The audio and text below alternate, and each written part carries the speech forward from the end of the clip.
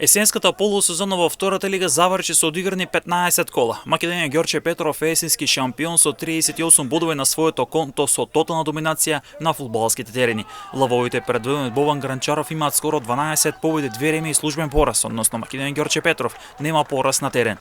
Најефикасен напад со постигнати 31 голи и најдобар стрелец Симеон Христов кој што постигна 15 гола, а исто така лавовите ја имаат и најдобрата одбрана со примени 5 погодоци. Статистички најкатастрофален напад има екипата на Борец која на 15 надпревари постигнала само 7 погодоци, додека пак Вардарски има примено најмногу погодоци, дури 43.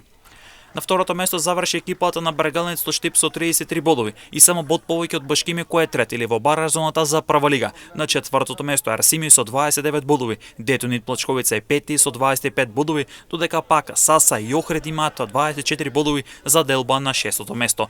На осмото место е Скопје со 22 бодови, а толку има и Кужев кој е девети, додека пак Беласица е на 10-то место со 19 бодови. Новоцик е презимен на 11-то место со 18 бодови, а веќе доаѓаат екипите кои се загрозени за опстанок. Поведа на 12-то место со 14 бодови, а толку има и Вардар Неготино кој е на 13-то место.